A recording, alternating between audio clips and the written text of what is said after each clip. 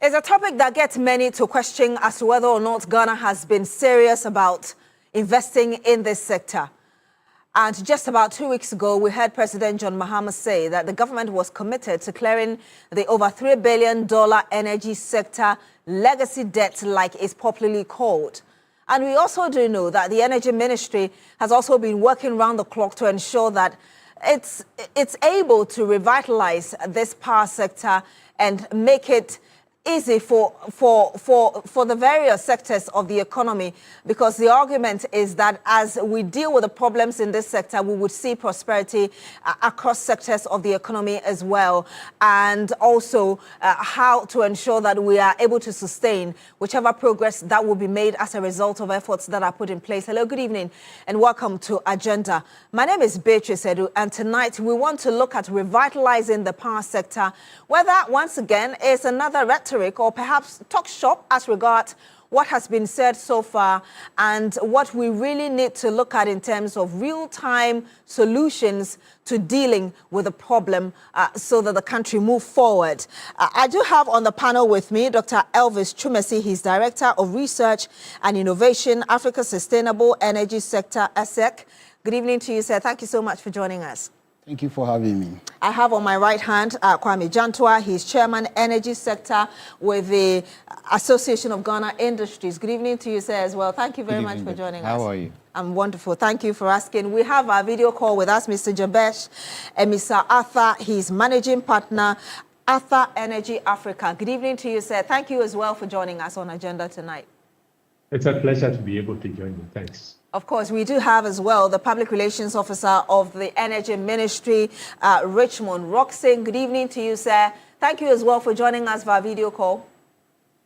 Good evening, Beatrice, and thank you for having me. Of course, last but not the least, we have Dr. Elikplim Kwablan Akpetogo. He is the CEO of the Independent Power Producers. Good evening to you, sir. We're grateful you're able to join us this evening on Agenda tonight. Good evening. Thank you for having me. I want to start with you, Mr. Arthur, and just be straight as regards whether or not the energy sector is still in crisis, because people are still having light out. Well, I wouldn't call it a crisis, but yes, there are improvements that can be made and that should be made. And I personally, as a consumer, I want to see certain improvements made. So you wouldn't call it crisis. What would you call it where we are now? Well, the sector has challenges, and the service that it delivers to me can be better. And that is the fact of the matter. And we have to work towards improving that performance. We are all consumers of electricity and grid power. My lights go off as often as everybody else's. Sometimes I have a phase off, I have a voltage off, and so on. I encounter the same problems, and I understand it that we need to get this thing working properly for everybody else to be able to rely on it and be productive. Mr. Jantua, how would you assess where we are currently? Good evening to our viewers. Where we are with the energy sector? Yes. Are you satisfied with our power issue? We're talking about power. Yes. Talking about power. It has been a challenge, at least in this Fourth Republic. It isn't new to anybody in Ghana with regards to the challenges that have faced the power sector. But we have to be able to sort it. There's the question of debt, there's the question of feedstock, there's the question of ECG. There's the question of the interrelation between the different sectors, GridCo, VRA, ECG, how they interact and how they work, Ghana Gas. And the debt that strews between the lot has created some of the challenges that we face. But bear in mind, one of the major challenges that we face is the fact that we haven't been able to do exploration to production in the last 8 years. Why do I say that? Gas. We decided that gas was going to be a main feedstock for electricity. Hence, we have a gas plant. And so the plan was that we drill, we get gas, we don't sell our gas, it goes into electricity. the fact that we haven't been able to provide the kind of gas that would help power electricity, we've had to now resort back to fuel. Fuel means money. We need to find the money to buy the fuel to do what? To fire our generators for electricity. And so you can see the cocktail of issues. And then what has even made it worse is political interference with some of these areas. So, are we still having that issue with political interference? Well, we might not be having it, but it has a lasting effect. Some of the decisions that were taken has a lasting effect in going forward. So I believe we all, and for me, one of the major factors is the people of Ghana. They have a huge role to play. Because if the people of Ghana, if some people were not trying to pilfer electricity, were not trying to mishandle meters, were not trying to do their own thing, perhaps that debt would have come down. So we also have a responsibility. I don't think the responsibility is only on the parastatals that look after electricity, on government, but we also have a role to play. And if we don't play that role, then it's going to be very difficult for us to be able to cut down the cost going forward. It is key. So, Isami, what you're saying is that you're equally not too satisfied with where we are in terms of how much power we have or how we are even enjoying it, as it were. Who is satisfied? Say, we have constant power for a while, as we saw in the MPP government for a while, then all of a sudden, it starts going haywire again. Would you be happy? It takes us back. It takes us back into an area that we don't want to go into. We want a situation where there is constant power through and through.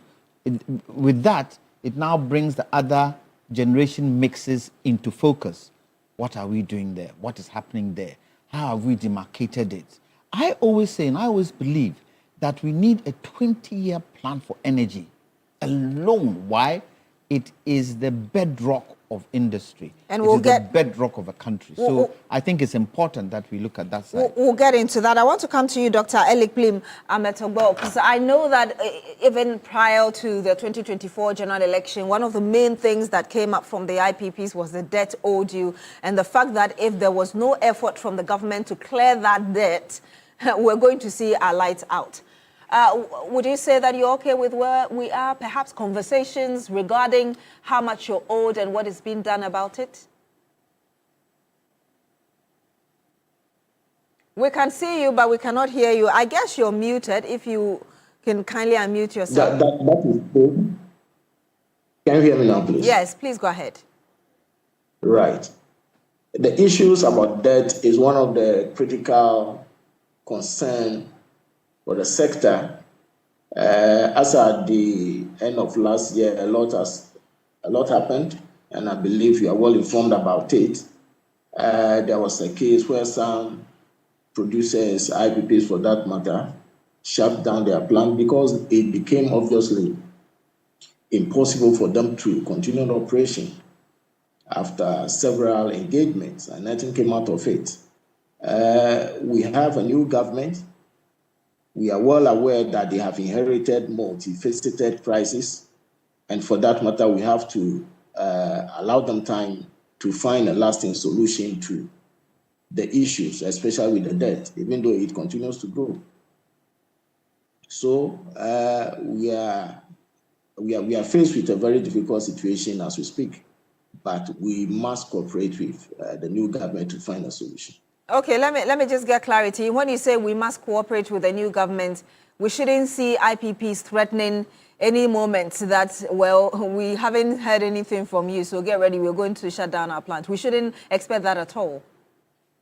Exactly. The government has shown good faith by engaging us, promising that they are deliberating on finding a lasting solution. You remember, His Excellency the President announced that getting close, by end of this year, he should be able to clear the sector debt. That is motivating enough. So we must allow them time to find a solution. Well, fortunately, we have Richmond Roxon via video call with us. I'm sure he'll give us some details as regards the roadmap towards clearing the energy sector debt. The president will say clearing the slates or making it clean. But I want to get your preliminary thoughts, Dr. Elvis Chumesi, Director of Research and Innovation, Africa Sustainable Energy Sector, Center, where we are right now. Having listened to, Mr. Jantua, you just heard Mr. Metogbo there, as well as Dr. Elik Plim. What's your own assessment before I get that of Mr. Roxon? Okay, thank you very much. For me, I would consider the energy sector issues as the biggest issue in Ghana that we have now. Because with over 80 billion Ghana cedis debt in the energy sector, that is very huge. I don't know of any sector that is having such debt. So the energy sector is one of the places that we need critical attention. And I believe that these are some things that we've reiterated over the years, and the problem keep happening. And I believe that this is the time for us to take drastic measures to make sure that we solve this canker that we have in the country. Because as it stands now, we have a lot of debt. And aside all these things, the people of Ghana are always suffering. Lives are going off, which we don't have in other countries when you go. One thing I always say is that electricity is like a basic need now. If I would say Abraham Maslow is supposed to formulate his new theory on basic needs, food, clothing, I think energy or electricity would have been one of the basic needs that we have now. But it's like we are being denied our right of electricity even in the country just because of debt and inefficiencies in the system. And I believe that it's time for us to take drastic measures in solving them. It's time to take drastic measures in solving them. And of course, we'll be delving into some of the proposals that have come up and really what we need to do to be able to implement them to make this sector better. I'm coming to you, Mr. Richmond Roxon. You speak for the Energy Ministry. And I was saying earlier that we heard the president about 2 weeks ago really confidently saying that by 2026, we should see that over 3 billion, people say, energy sector bill, or what you call the legacy debt, as it were, cleared. Do you have an idea what roadmap the government has towards dealing with this? Good evening to you, Beatrice. Good evening to fellow panelists. And then good evening to your cherished viewers. Currently, I'll describe the power sector. You mentioned energy, but I will narrow it down to the power sector as the biggest economic and fiscal risk that currently we face as a country. If you asked earlier whether the sector is in crisis, it's a very challenged sector, and the data will show. If you have a sector with a debt of about $3.1 billion, that's what this government inherited in January 2025. If you have a sector that is spending over $1.1 billion on liquid fuels alone, if you have a sector that you have the distributor having a deficit of averagely about 2 billion Ghana cedis each month, if you have a sector where independent power players or producers are owed 1.7 billion, that's over $1.7 billion, definitely you describe it as a sector that is very challenging. And that is why His Excellency the President and the Ministry has given it critical attention or special attention to ensure that whatever problems are there, largely which has to do with finance, is dealt with. In 2015, when John Mahama was president, JM1, as the first administration, we had some of these challenges. We had serious generation capacity issues. It was improved drastically. We got to a point where we had excess capacity. ESLA was introduced at the time to deal with the debt that had ridden the sector. Unfortunately, we all know how ESLA was mismanaged. Beyond directing the monies to something else, it was collateralized, and then also eventually bonds were issued. And then during the DDEP, we had all the challenges associated with it.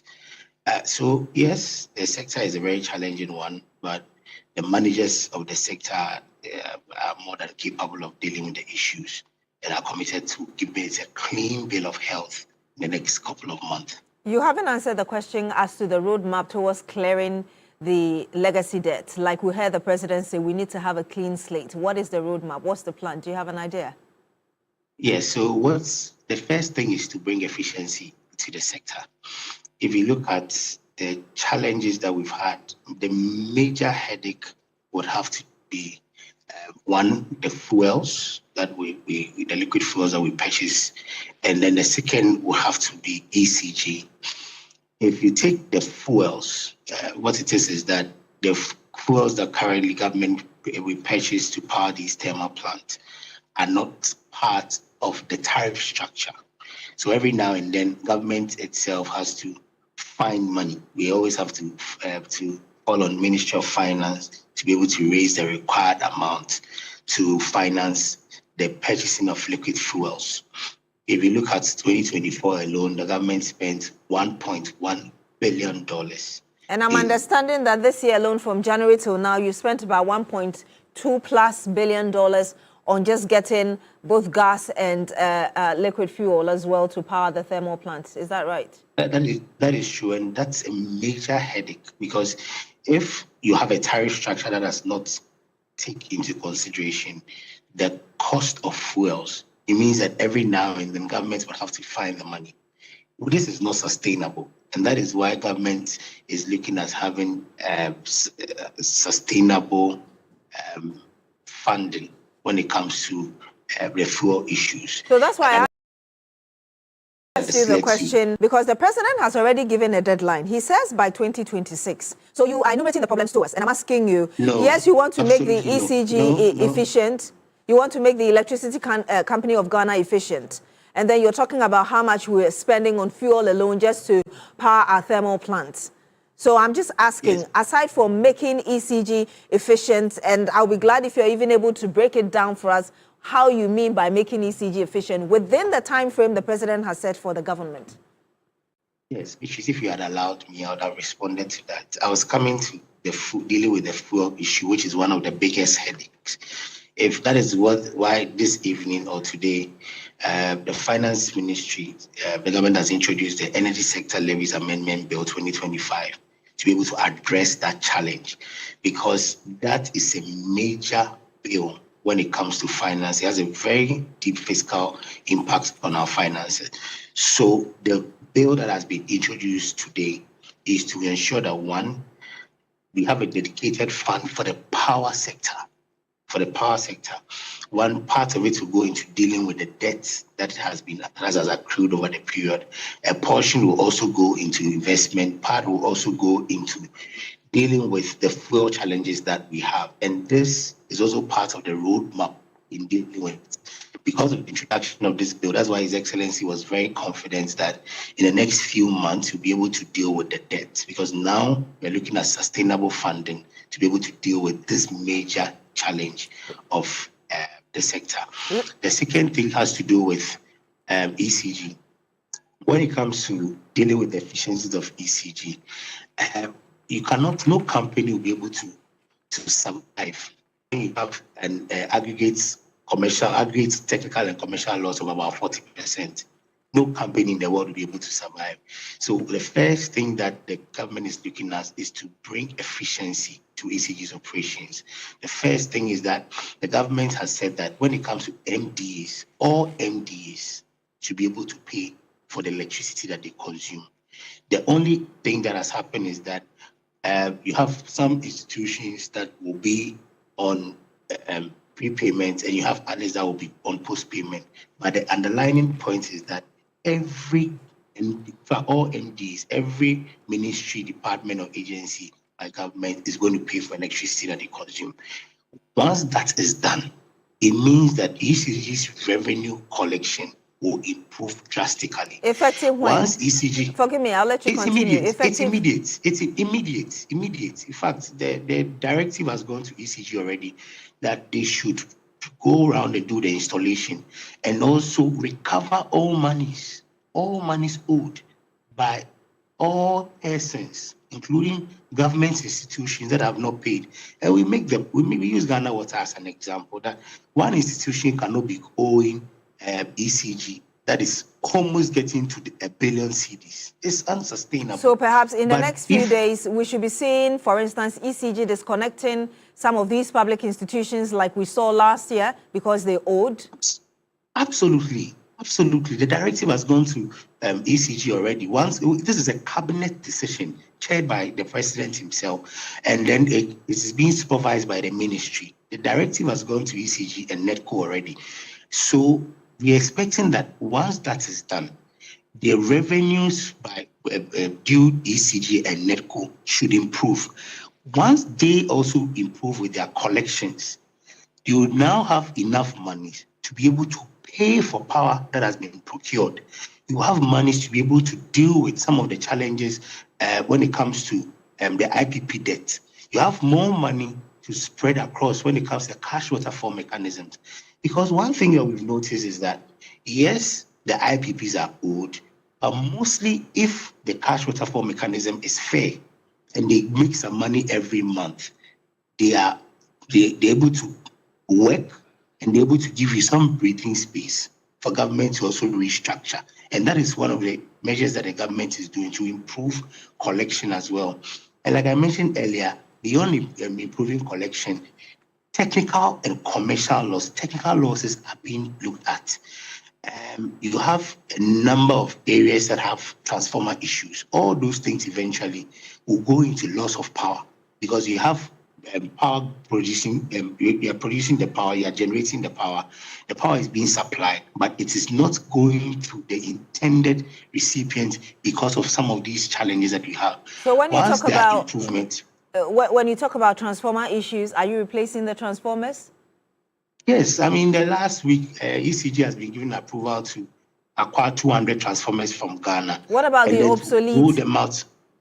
The obsolete transmission lines as well? They are all included. Like I said, it's a comprehensive plan. So if you let me land, then I'll be able to move to the next. Otherwise, if you interrupt with me, it will be difficult to put it across. ECG has been given them the authorization to replace over 200 transformers within the period. And that will definitely go ahead to help with the outages that we've been experiencing over the period, and also help to reduce the technical losses that ECG has experienced within the period. Aside that, when it comes to the distribution side, the government has put in place a number of measures. When it comes to revenue collection as well, don't forget PSP has been introduced by government. It's also been approved by government. When I say PSP, I mean private sector participation in ECG. The government does not intend to sell ECG, no. The government intends to introduce private sector participation through concessions to make sure that the billing and collection is improved. With all these measures in place, definitely the financing or the fiscal space will be better, it will improve, and at the end of the day, these debts will be able to be dealt with. Beyond that, when it comes to... And if you could be wrapping up for us, because I need to give opportunity to other people to talk as well and for us to advance the conversation, sir. Let me make this last point. Beyond that, if you look at the liquid fuels that we purchase as a country, government is constructing a new gas processing plant, because if you look at the ratio between liquid fuels and then natural gas, it's almost half the cost. So last year we spent 1.1 billion. If we're doing natural gas with that same on liquid fuels, we're doing natural gas, we would have spent maybe 500 or 600 million. And that will also go into the financing, and then it will give the government some breathing space. All those balances are monies that can be channeled into investment or into paying some of these debts that we've seen. Overall, it has to do with the policy intervention and improving efficiency. Once that is done, definitely we should be able to deal with the debts within the period that His Excellency the President has set. And we are going to be hearing Dr. Kasial Atufosin, the Finance Minister, very shortly, exactly what he said on the floor of Parliament just some hours ago. But let me ask you this quick question for clarity. You talk about the investment into our transformers as well as transmission lines, not just to reduce, the technical losses, but also improve the quality of electricity we get in our homes. What time period do we have to ensure, for us to see a reflection of this in our homes? How soon? Beatrice, if you observe, in May, in fact, the first 4 months were very challenging. But in May, the grade has fairly stabilized. I mean, the complaints, because we also monitor the calls, the complaints from people. And in May, we noticed that there's been significant improvement. In fact, if you check with ECG, for 2 years, they were not doing any major maintenance. And this is a fact. And if you check the data from Gridco, in December 2024 alone, the load shedding was over 700 megawatts. That is not what we've seen now. There's been vast improvement over the period. This is because the measures are being implemented immediately and as we move on. So every now and then, the sector players, the stakeholders are engaging, measures are being put in place to make sure that the service that we enjoy or the consumers enjoy improve. So if you ask timelines, it's already in motion. It's already in motion. That's why we are seeing some improvement. We are very confident that moving forward for next month, next 2 months, definitely our supply will be better. The goal is to have reliable, sustainable power supply at a cheaper cost for the people of Ghana. In the next 2 months, we should see improvements. We shouldn't see any light outs in our communities. Again, just very briefly, you gave us the... No, Beatrice, let me clarify. Our generation capacity today, the demand and supply, if you check the data, we have not been shedding load. So ordinarily, we shouldn't be experiencing any outages in our home. So currently, we are not shedding load. No, we are not shedding any load. No. So if the data, forgive me, so the light outs people have been experiencing have been due to these transformers and the transmission lines and the other technical challenges you talked about earlier. Exactly. That's why I said that we are not shedding load. The generation is sufficient to deal with our demand. The challenges that we're having now has to do with the distribution lines, the distribution system. And that is why there's been improvements over the period. And people will testify that there are people that they call to complain. Immediately ECG when they fix the problem, and they haven't experienced that, or the lights out has been very minimal.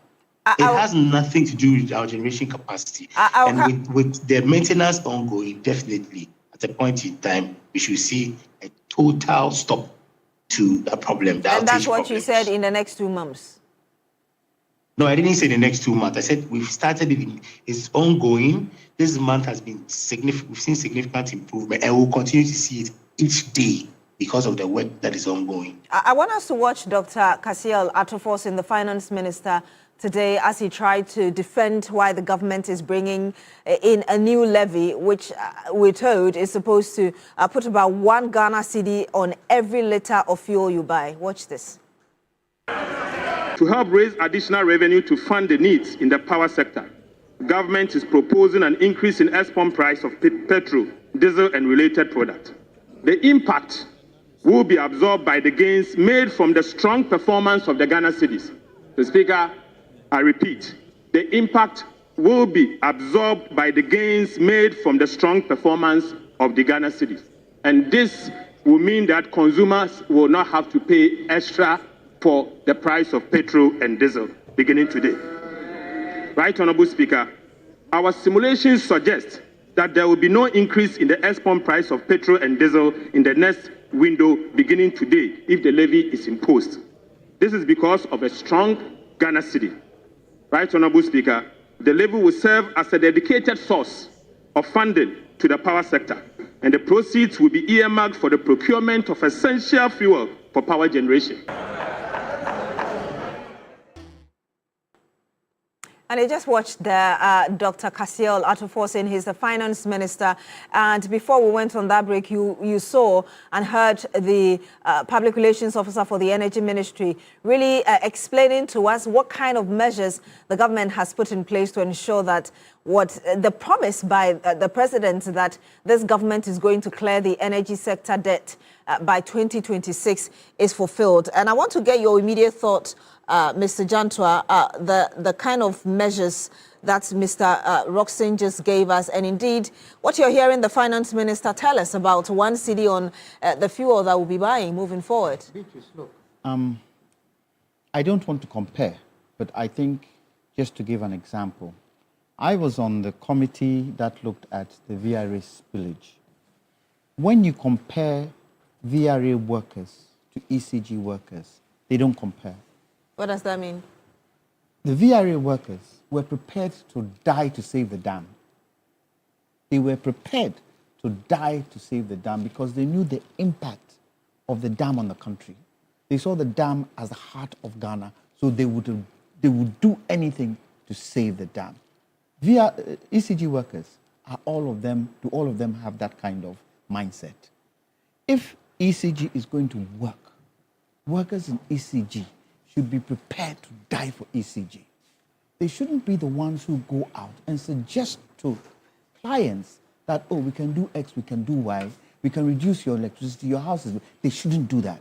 They should be prepared to stand firm where ECG is concerned. And I'm not saying all workers of ECG do that, but you have corporates in ECG who do that kind of thing. If you continue to do that kind of thing, what are you doing? You're drawing money out of ECG because people then won't be able to pay the kind of rates and tariffs that they're supposed to pay. So for me, that is key. Now, when you come to the finance minister's suggestion on 1 cedi on fuel, that has got to do with the economy. The moment the cedi depreciates, it's going to affect it. So the economy has to be run in such a way that the cedi can stay strong with regards to the other currencies. If that doesn't happen, then we are in for a big challenge. For me, we are between a rock and a hard place. When you look at the debt that Roxanne talked about, 1.7 billion, 2 billion deficit every month, 80 billion Ghana cedi deficit, that's about $3 billion. How are we going to pay this? How?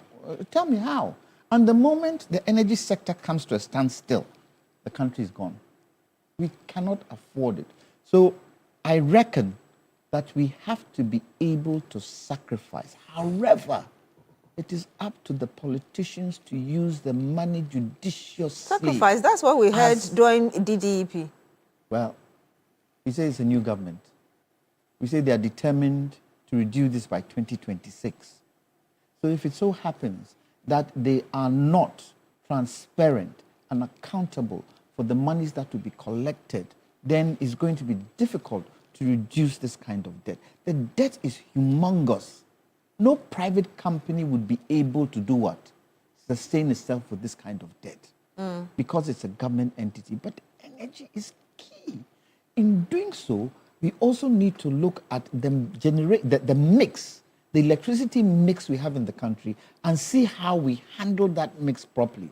The moment we start bringing down the debt, we have to make sure that we can sustain it by making ECG profitable. I saw the technical team, some of the recommendations the seven-member committee. Yes, some of the recommendations they made. And one of the recommendations was that in terms of the revenue side, that should be given out as a concession. And then I think number 2, they talked about other parts of ECG being given out of concessions. Unfortunately, I don't know what it was that brought them to that decision, but I don't think other parts of ECG should be given out as a concession. You know what happened? I think it was somewhere in President Rawlings' time when the IMF suggested that we break up our energy sector. Gridco, ECG, and there's a third one. We break it up and let them stand on their own. What has that created? That has created everybody being a chenchahini in their own place. And it working in silos. Working in silos. And it creates this kind of situation where the cash waterfall mechanism is not working very well, because when ECG collects the money, they don't pay everybody. They keep some, and that isn't fair. So for me, I wouldn't want any kind of break-up in the actual running of ECG. It is how you collect the revenue. That revenue would feed into the cash waterfall mechanism, which will now be able to pay people and other IPPs that have debt to pay. I think it is very, very important that once we get this ship back on keel, we are able to monitor it so efficiently that it doesn't affect the ordinary man in terms of electricity. And indeed, when we come back, Mr. Jantua is talking about the need for us to ensure that we manage this conversation around privatization of the Electricity Company of Ghana very well. And he's also given his view as regards what the Finance Minister, Dr. Kasiel Atu-Forson, has proposed. Well, he said that on the floor of Parliament today. When we come back, we'll delve into that. And as to whether or not really what Mr. Roxton told us is convincing enough to the other panelists. Don't go away.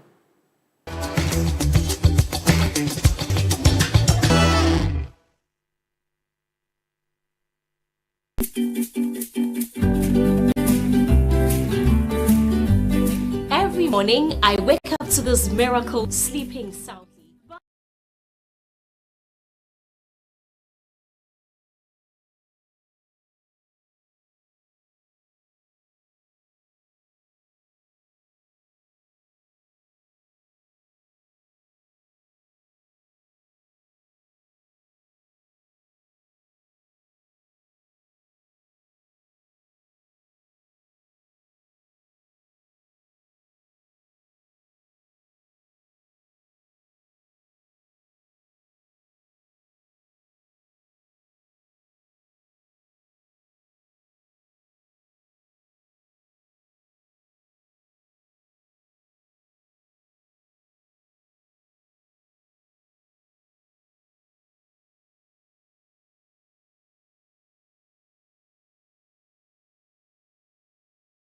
On agenda on TV3. My name is Beatrice Adu, and tonight we are looking at revitalizing the power sector. If you're just joining us, well, we also heard from the Finance Minister, Dr. Kasiel Atu-Forson, introducing a new levy in Parliament where you will be required to pay 1 Ghana cedi on every litre of fuel that you buy. I do have in the studio with me Dr. Elvis Chumesi. He's Director of Research and Innovation, Africa Sustainable Energy Center.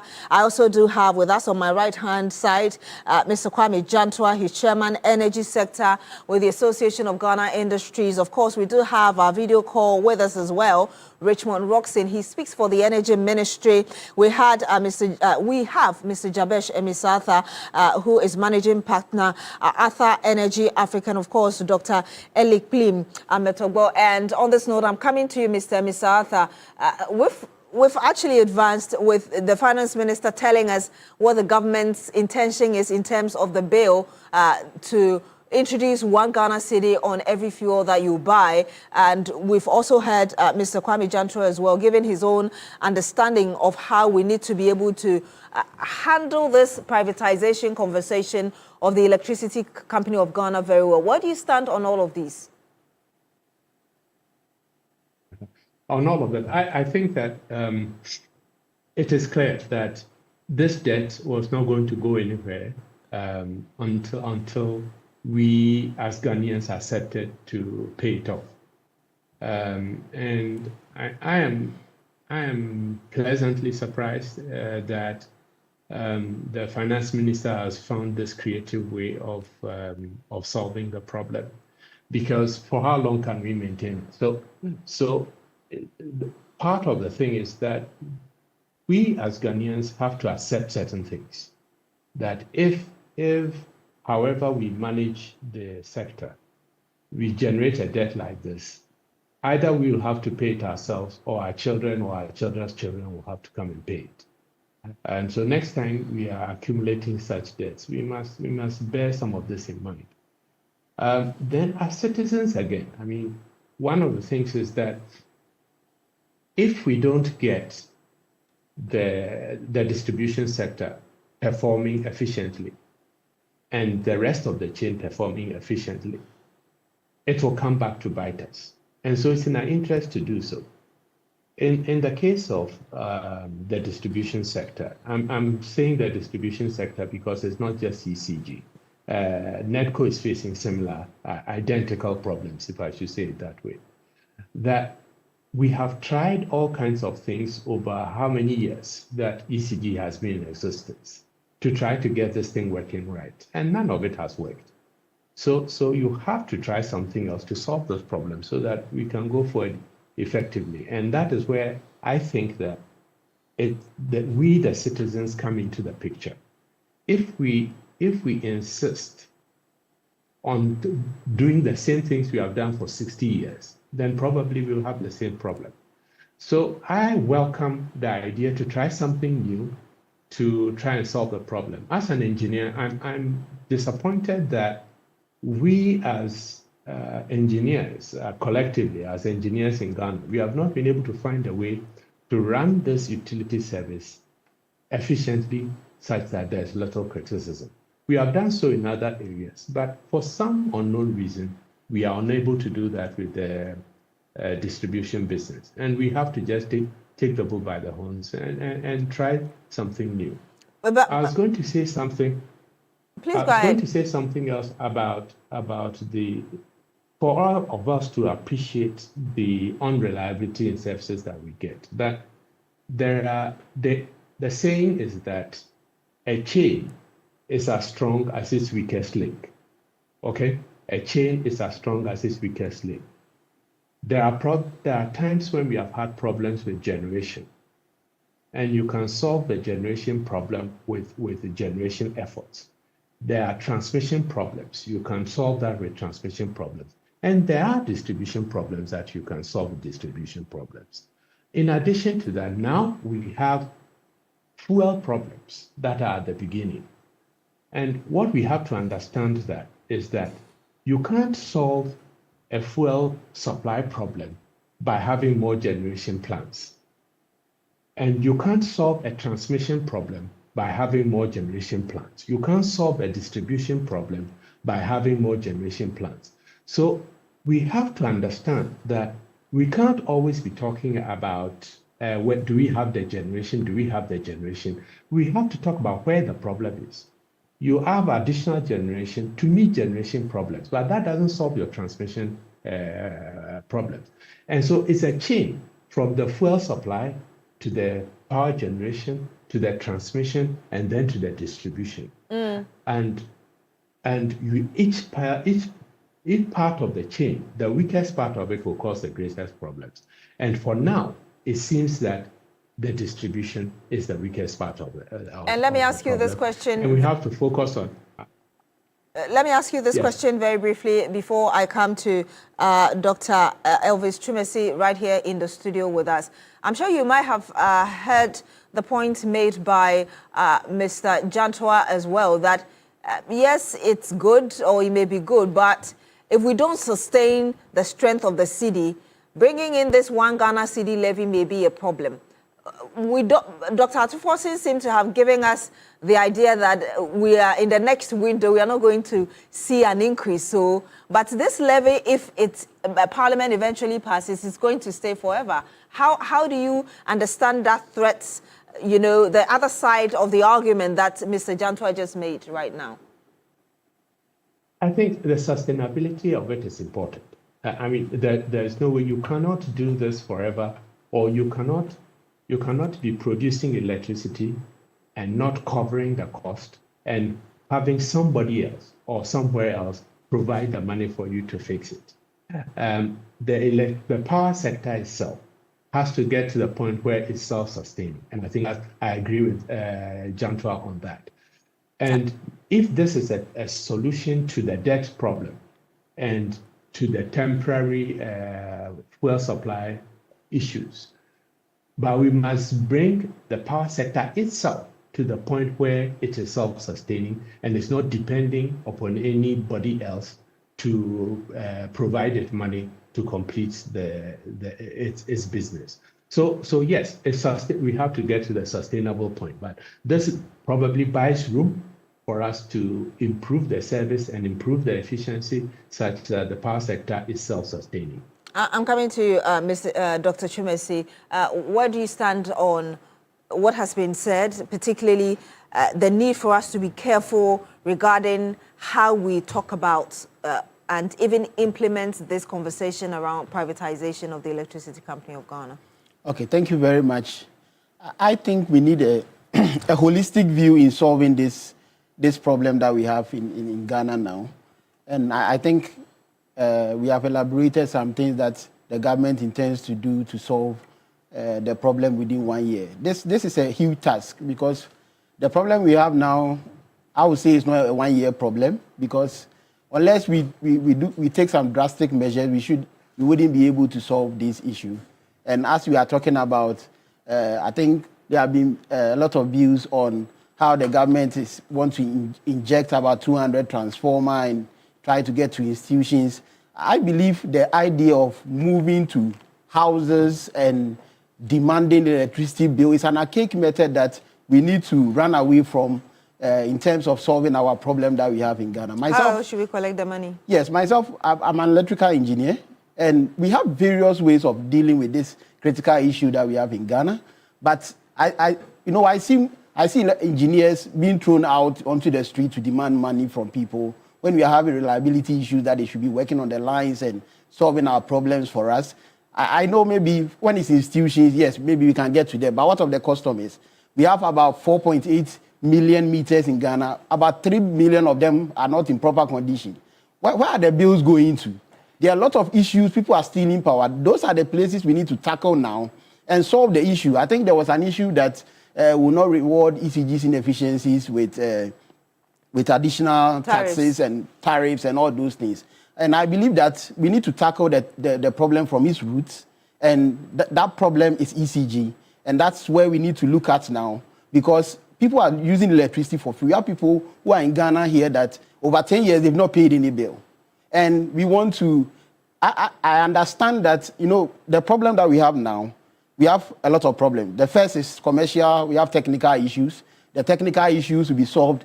And I believe it's not just 200 transformers that's going to help us. We have a lot of bottlenecks within the system. I believe that Mr. Atta was actually talking about that. We have a lot of bottlenecks within the system that it's not about solving generation issues. One thing that the problem that Ghana has had over the years is we channel our attention to one side. By the time we solve generating issues, all our transmission, there are a lot of bottlenecks on the line that we can't push the power to the people.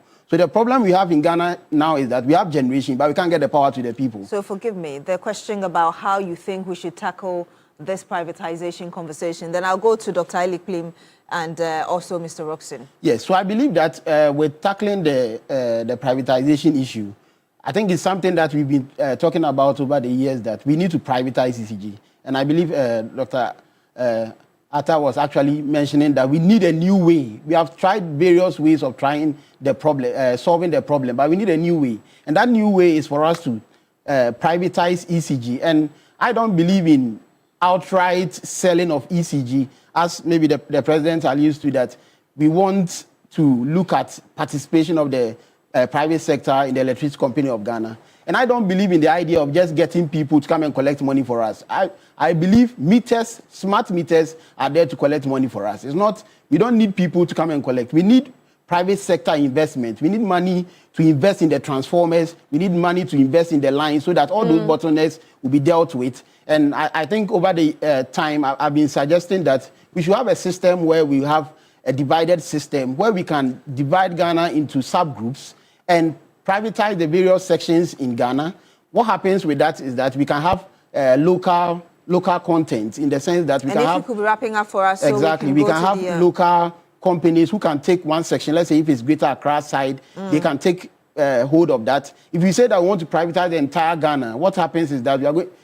I'm not sure we can get any Ghanaian institution that can actually help with that. So I believe that these ways we need to adopt these measures to make sure that we solve the situation that we have now. And I'm coming to you, Dr. Elikplim. I mean, we heard the finance minister talk there about the new levy. We've also just discussed the privatization, as well as I'm sure you heard the measures that were given us by Mr. Roxon, who speaks for the Energy Ministry. Are these even realistic?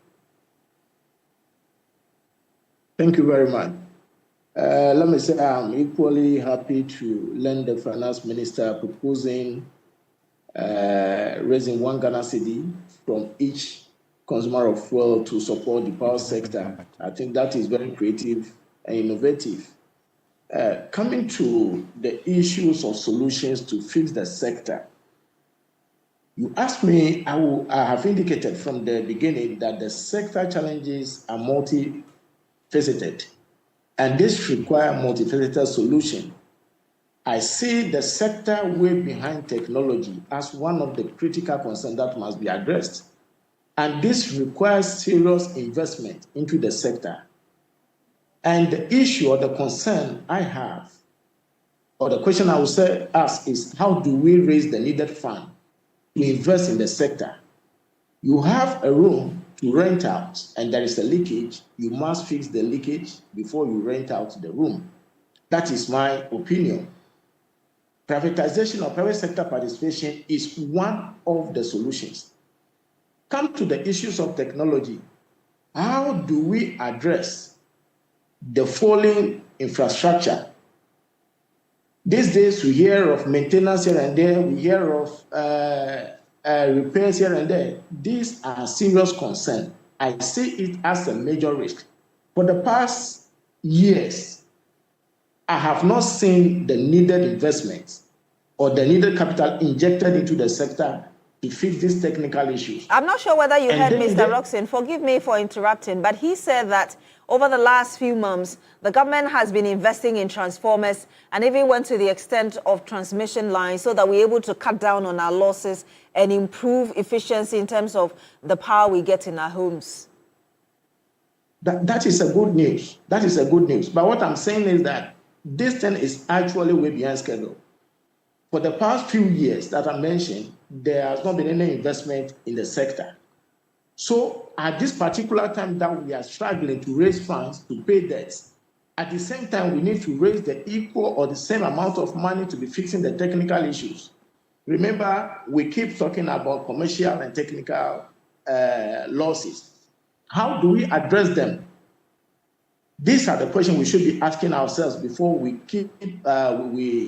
begin to talk about other things. Because if the bucket is leaking, there is no way whatever we raise or as a revenue will be sustained. And I want to... We are talking about people still using electricity without paying. Let me say that the government is partly to be blamed for this. You remember the issue of shelf meters that are all over the place. Yeah. These meters are not captured in ECG's database. People are using electricity without paying.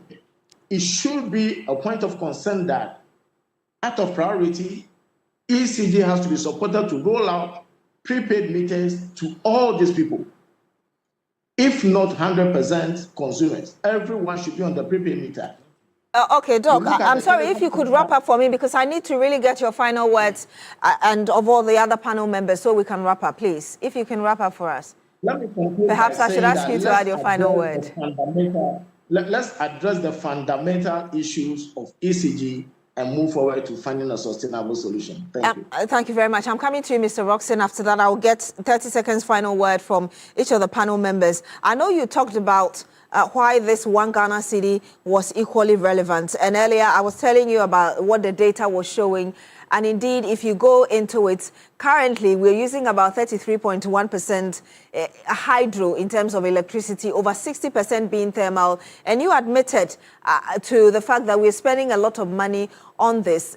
Looking at this very data we have, is it not more prudent to look at reducing our production cost so that after we've cleared this legacy debt that the president is determined to clear by 2026, we are not creating another debt because our cost of production is too high? And if you could add your final word as well, Mr. Roxon. Yes, the goal or the objective long-term wise is to ensure that we maximize efficiency whilst the supply of electricity remains stable. So the question that you asked, that is why the government is putting together the gas processing plants. That will definitely go into reduction of cost of production. That is why the government is looking at the green transition, that's renewable energies, to ensure that we diversify our energy mix If you look at the investments that are being made in solar, just on If you Friday, could wrap up in 30 seconds. I'll do so. On Friday, the government launched the mini solar grid project with a view of making sure that most of solar is spread across. So yes, we recognize the challenges. The minister recognizes the challenges. Measures have been put in place to ensure from the distribution side, from the transmission side, and the technical losses are reduced drastically while making sure that fiscal discipline is maintained. And I will come into you very shortly, Mr. Jantua, but let me bring you just a few of your comments. It shall be well says, we are here for Dr. Dr. Eli Klim. Okay, so I'm not able to read the rest of the comments because of time, but thank you so much for sending them in. Please, 30 seconds, Mr. Jantua. What's your final words? On the AGI, we have 3 companies that assemble meters in this country. And I know from the last government, they weren't importing and nobody's to import. They buy from these 3 companies. The other thing is that ECG now is using technology. In my meter in the office, I have a gadget which monitors how much I use. And once the money finishes, it goes off. That is good. It should be something that should be fast-tracked and used. Now, that bit would also come to rural areas. How do you handle that in the rural? I think technology would be one of the great things to happen. Now, to do with renewables. I think the renewable question, the renewable question should be looked at, where we can move conventional power from residential to business gradually. But that should be policy, and it is something we should be able to do. Well, the 1 CD that the finance minister is talking about, I think is a good thing. Let's see how we monitor it and make it well. We'll have to end it here. Thank you so much for joining us on Agenda tonight. Of course, I've had with us Dr. Elvis Chumesi, Director of Research and Innovation, Africa Sustainable Energy Center, ASEC. Also, Mr. Kwame Jantua, the man you just heard and watched there, Chairman, Energy Sector, AGI, Mr. Jabesh Emisartha, Managing Partner, Arthur Energy Africa.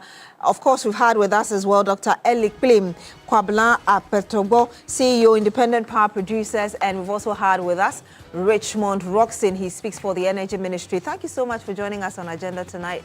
My name is Beatrice Adu, and for those of you who listen to us via 3FM 92.7, thank you as well for joining us. Have a good evening.